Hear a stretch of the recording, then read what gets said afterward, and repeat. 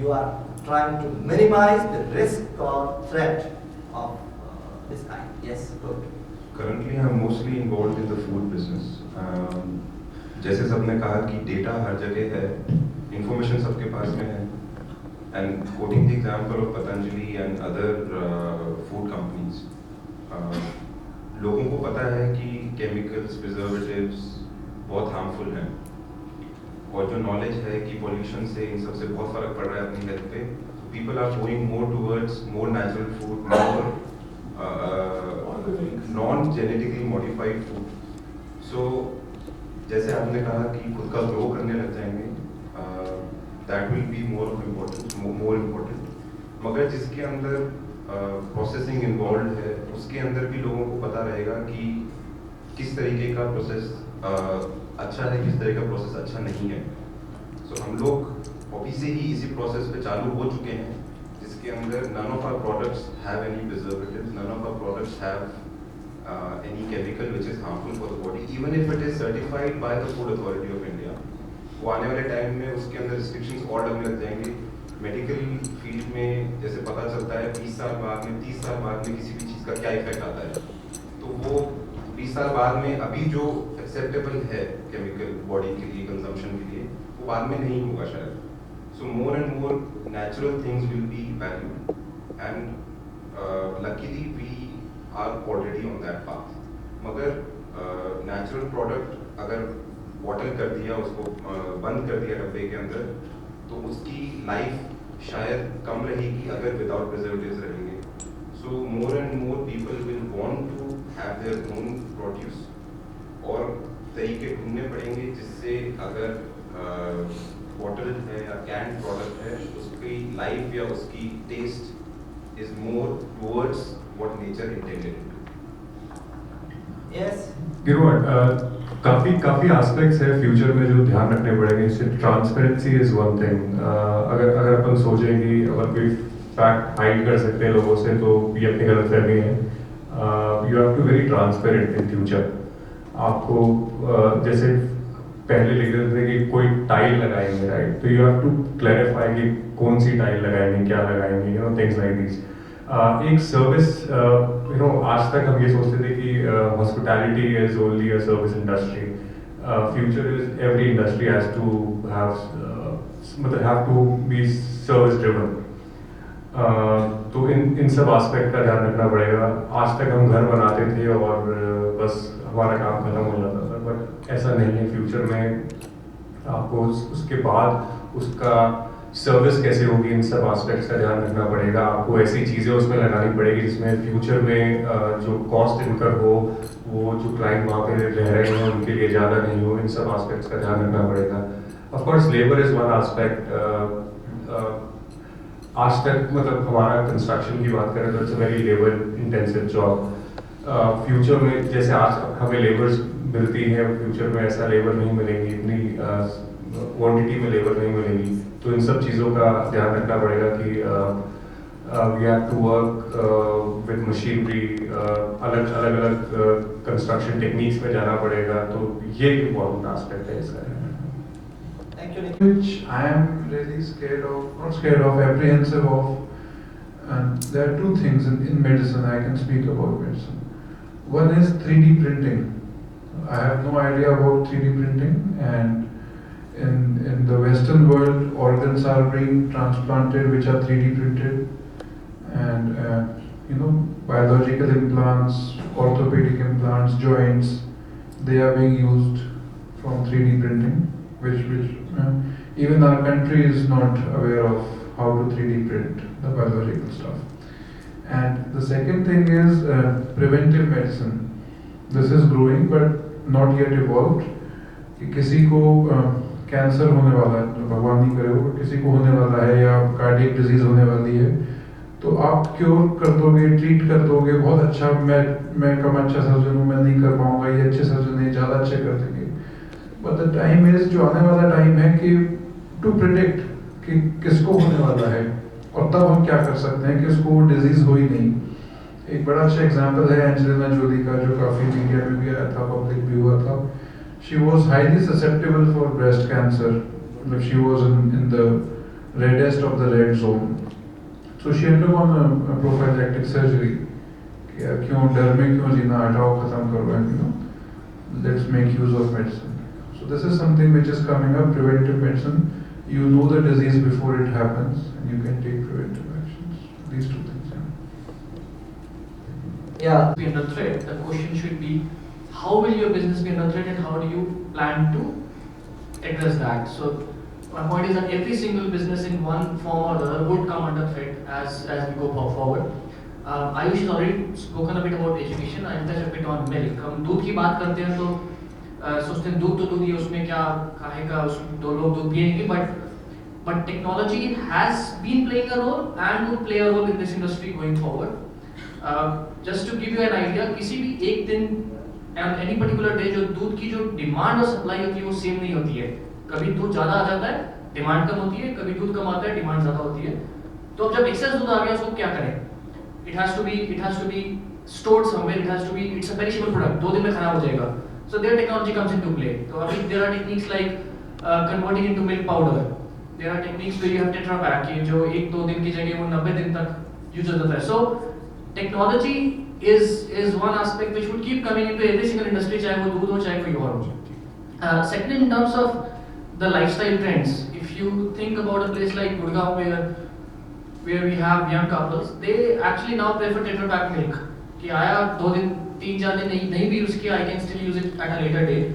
So those things have to be taken into account कि because of lifestyle changes, is your product suitable, is your product relevant? नहीं है तो you would need to change it. Likewise, there are value-added products which are now coming into the market, be it milk, चाहे हम चीज़ की बात करें, natural ice creams की बात करें, fruit-flavored ice creams, different variants of milk, soya-based milk. There is a big chunk of our population which is lactose intolerant. उनके लिए अब soya-based milk आ रहा है. So to that extent, every single industry needs to be aware of कि what is going on, A, on the technology side, and B, in terms of the consumer side, what is it that the consumer wants. चाहे वो be it a small whatever, a very basic product like milk. Good, Rahul. Yes. In which, say, suppose we get the best of fabric woven from bananas or from the south or anywhere, but when I sell it to somebody, the question is, where do I get it stitched? So networking comes in my product. So the right kind of people to connect it to the right kind of people. Say, I know stitching mein, these are the masters. So I'll get their tie-up with them and earn a goodwill. So they are my customers forever. So what is the threat which you see in your business going forward? If I just stick to one thing, selling one thing, कि नहीं जी हम तो सिर्फ कपड़ा ही बेचते हैं, या हम तो सिर्फ एक अनफिनिश्ड प्रोडक्ट ही दे रहे हैं आपको, नहीं, हम उसको पूरा फिनिश करा के आपको दुनिया से दूसरा दिखाना चाहते हैं. You should look different. Why? Because नहीं तो सभी बिग बाजार से दूसरी जगह से लेके खरीद सकते हैं, तो हमारा निश क्या हुआ, अलग चीज देनी है हमें. Something different and networking of the people to the right kind of people. आज सब सिलाई कराते हैं, but they don't know where to go. So I feel उनको सही जगह दिखाना और अपना बनाना is the main thing. So 500 से 5000 जल्दी हो जाएंगे. अब कोई भी डिग्री के लिए 4 साल या 5 साल वेट करना नहीं चाहेगा. They want to get employed, placement, skill set is required. Industry also want कि उन्हीं के skill set के हो, multiple skills की नहीं हो. So there will be short-term courses, and then if the technology changes, there will be re-education kind of thing. People will come back to the institutions for other skill sets. That is the main thing. Technology के साथ change करना पड़ेगा. Like foreign में आज भी China के अंदर हमने सुना है कि 90 डेज के अंदर 20 माले की बिल्डिंग बन गई या 40 माले की बिल्डिंग बन गई, तो उस टाइप की टेक्नोलॉजी को अडॉप्ट करना पड़ेगा. देन डिमांड एंड सप्लाई एक बहुत बड़ा गेम है. कभी हमारी इंडस्ट्री में डिमांड ज़्यादा हो जाती है, सप्लाई कम है, कभी सप्लाई बहुत ज़्यादा है, डिमांड कम है, और एक्चुअल में हमें पता ही नहीं है कि हमारा कंज्यूमर क्या चाहता है. तो हमें उसके ऊपर बहुत ज़्यादा फोकस करना पड़ेगा कि राइट प्रोडक्ट राइट कंज्यूमर के लिए दिया जाए. And that should also be in a service manner. And the biggest threat what I see is a procurement of land. Because 10-15 साल बाद जब लोगों में ये अवेयरनेस आएगी कि हमें एग्रो इंडस्ट्री को बढ़ावा देना है या हमें और किसी भी चीज को देना है, तो शायद एग्रीकल्चर लैंड की प्राइसेस इतनी हाई हो जाएगी कि आपको घर बनाने के लिए जमीन भी नहीं मिले. So that will be a big threat that I see in the future. Or our business is such which is very craftsman intensive, technology is required and all of that we've spoken about. It is very important for a business like ours to inform the craftsmen what they are doing and what is the value of it. It is for them to also be proud of what they're making and what they're doing is selling wear or what sort of wearers are wearing it. I think that is the only way they can have the next generation into such businesses which need hand craftsmen. हर चीज़ अभी तक तो हर चीज़ machinery से नहीं हो पाती है हमारे business के अंदर. फ्यूचर में भी ऐसा लगता है कि it is more and more difficult and the value of products which are going to be made by hand is going to be much more valuable. People are going to go towards that when it comes to luxury. Telling this to the craftsmen and making them convincing them for the next generation to be part of this business is Do you also think very that important. 3D is going? I know Bhavna ji's clients, they make temples for United States. America में मंदिर supply करते हैं India से, गुजरात से बना के, और कैसे सप्लाई करते हैं कि मंदिर की डिज़ाइन आती है और उस डिज़ाइन को कंप्यूटर में जाती है, वो 3D स्कैनिंग होती है, उसके हिसाब से मशीनें अपने आप मार्बल के कटिंग और पीसेस काट देती है और ड्रॉ निकाल देती है कि कौन से पीस को किससे जोड़ना है, पीस नंबर निकाल देती है, अमेरिका में जाके वो इंस्टॉल होकर मंदिर बन जाता है. So do you think that this kind of 3D technology is going to substitute the labor?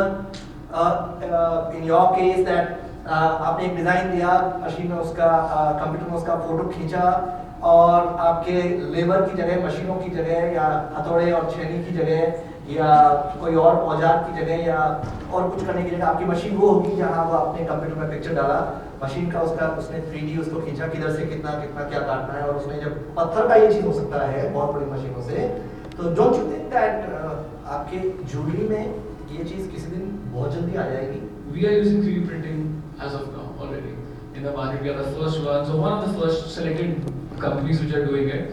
3D printing is amazing. But what we have found is that 3D printing has added more to our product, not diminished the value of the older products which we are making.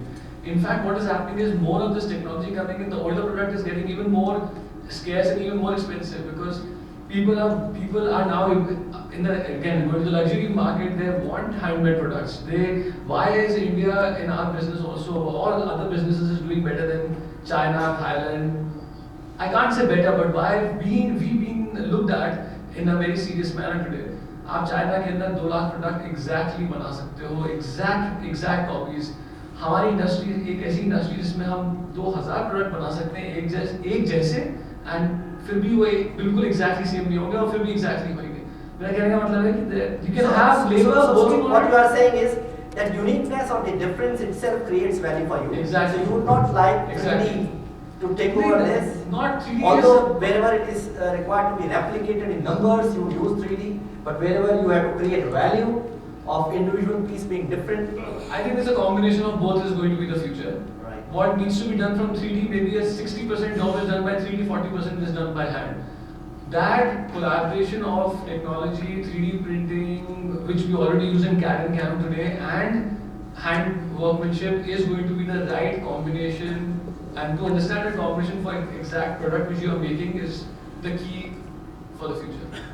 thank you. And with that, see, please mind and beware of this, that it is not to threaten you, but just to tell you that you need to be law abiding, you need to know the law, and कानून का जब कोई कानून से बड़ा अपने आप को नहीं समझे, खाली इसके लिए ये 5 मिनट का 7 मिनट का प्रेजेंटेशन है. सर्वेश मालूम इसका. All know where these guys are and where these guys were, but why? Story असली क्या है वो ब्रीफ में बताएंगे. तो 2 केसेस डील करूंगा मैं. पहला होगा किंगफिशर का और दूसरा होगा सहारा का. किंगफिशर से हम स्टार्ट करते हैं. Now we have broken the shackles of conservative socialism. The growing middle class want the kind of standard of living we enjoy in the West. So what I am selling is lifestyle. With these words in the year 2005, Mr. Malia flagged off the Kingfisher Airlines. The airline was a premium airlines. वो उस समय वो luxuries offer कर रही थी जो उस समय कोई और एयरलाइंस नहीं कर रही